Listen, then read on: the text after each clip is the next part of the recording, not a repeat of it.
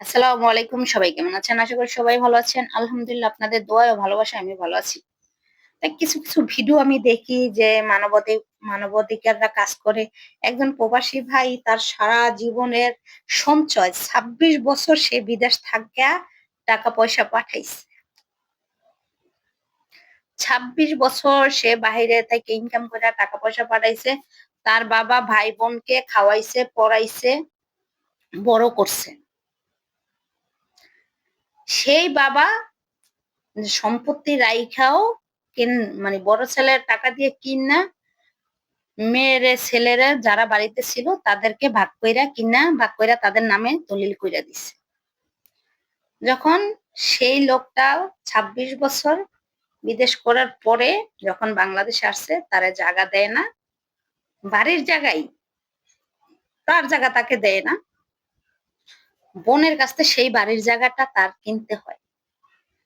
কিনছে। কেনার পরে আপনি যেহেতু জায়গা বেচবেন, সেটা রাস্তার পাশে হোক বা বাড়ির ভিতরে হোক, আপনি কিন্তু তাকে রাস্তা দিয়া তাকে জায়গা বেচতে হবে।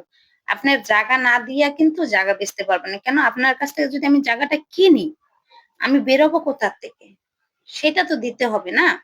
এখন এমন একটা চাল করছে, এই সাইডের ঘরটাও ভাইয়ের, এই সাইডের ঘরটাও ভাইয়ের। আর পিছনের জায়গাটা যে বড় ভাই হতভাগ্য ২৬ বছর বিদেশ করার পরে টাকা পয়সা দিয়া বাবা-মাকে দেওয়ার পরে সেই জায়গাটা বোনে কিনছে, বোনে সেই জায়গাটা বেচছে। এখন বাবা আর ভাই মিল্লা বাবা আর ভাই মিল্লা এই সাইডের আর এই সাইডের ঘরের মধ্যে সাইডের বাড়ি আর বাম সাইডের বাড়ির মাঝখান দিয়ে রাস্তা পিছনের যে বাড়িটা কিনছে সেই ২৬ বছর বিদেশে থেকে হতভাগ্য ভাই সেই লোকটা বাইরানের জায়গা দেওয়ার কথা ছিল ২ ঘরের মাঝখান থেকে। ঠিক আছে? তারপরে তারা কি করলো ২ ঘরের মাঝখানে বাথরুম বসাই দিল। ঠিক আছে? এখন ওই ২ ঘর এই সাইড দিয়েও বেরোইতে পারে, ওই সাইড দিয়েও বেরোইতে পারে। আর ওই হতভাগ্য ভাই সে কোথাও দিয়ে বেরোতে পারে না। তার ওই মাঝখান দিয়েই জায়গাটা তার বেরোইতে হবে। সেইখানে বাথরুম দিয়ে রাখছে। সেটা কি সম্ভব? এটা কি করা উচিত হইছে? বলেন? এখন তাদের ফোন দেয়, ফোনে পায় না, তারা তাদের হার মানে না। মানে বড় ভাই এমন হতভাগ্য, সে খাওয়াইলো, পড়াইলো, আবার তার সাথেই সবাই গাদ্দারি করলো। এটা কি ঠিক হইছে বলেন? এটা উচিত হয় নাই। বাবাই বাবাই সন্তানের সাথে গাদ্দারি করে।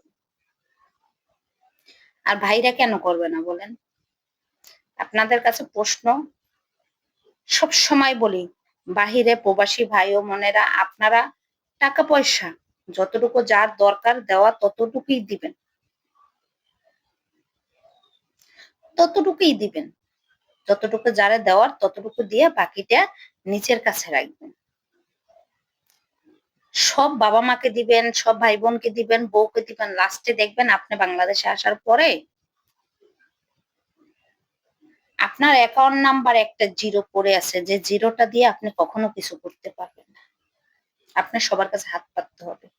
এইজন্যই বলি যে এই প্রতারণা হওয়ার চেয়ে যারা যতটুকু দেওয়ার ততটুকু দিয়ে বাকিটা নিজের কাছে রেখে দেন। যদি আমার কথাগুলো ভালো লাগে, লাইক, কমেন্ট, শেয়ার করে পাশে থাকবেন। আর এরকম ভুল প্রবাসী ভাই-বোনেরা করবেন না। অন্ধের মতো সবাইকে বিশ্বাস করে টাকা পয়সাগুলো বাড়িতে পাঠাবেন না। নিজের কাছেও রাখবেন, যাতে আপনি বাংলাদেশে আসলে কারোকে কারো পাও ধরা লাগে না, কারো কাছে চাইতে না হয়। যাতে আপনি দিন শেষে ডাইল ভাত দুগা খাইয়া কোনো কাজ কইরা চলতে পারেন। এই যে ভাইটার কথা বলতেছিলাম, সেই ভাইটার কি অবস্থা দেখেন। এখন গ্রামের পুলিশ, চেয়ারম্যান, মেম্বার তাগো সবাই একে ধরছে। এখন বিচার মানে তালগাছে, আমার কথা আছে না, তারা ধরা-ছোঁয়ার বাইরে চলে গেছে। এইজন্যই বলি প্রবাসী ভাই-বোনেরা সবার জন্য সবকিছু করেন বা না করেন, নিজের জন্য একটু করেন। নিজের আখেরটা নিজে গুছাই নিন। ঠিক আছে? এটাই বলার আমার প্রবাসী ভাই-বোনেদের কাছে। আর ওই ২৬ বছর যে ভাইটা বাহিরে কাটাইয়েছে তার মতো কেউ হইয়েন না। সব টাকা পয়সা সবাইকে দিয়ে সে আজকে নিঃস্ব। তার বাবার জায়গা ভাই বোনকে দিছে, বোনের কাছ থেকে সেই জায়গা কিনা নিতে হয়েছে। কেমন হতভাগ্য বলেন? তো আমার কথাটা ভালো লেগে থাকে লাইক, কমেন্ট, শেয়ার করবেন, পাশে থাকবেন। আপনাদের ভালো লাগবে। আর প্রবাসী ভাই বোনেরা কেমন আছেন সবাই কমেন্টে জানাবেন। আর প্রবাসী ভাই বোনেদের কাছে আমি আবারও বলছি, এরকম ভুল করবেন না। আর আমার যদি কথায় কোনো ভুল ত্রুটি হয়ে থাকে সবাই ক্ষমা দৃষ্টিতে দেখবেন। ভালো থাকবেন। আল্লাহ হাফেজ। আসসালামু আলাইকুম।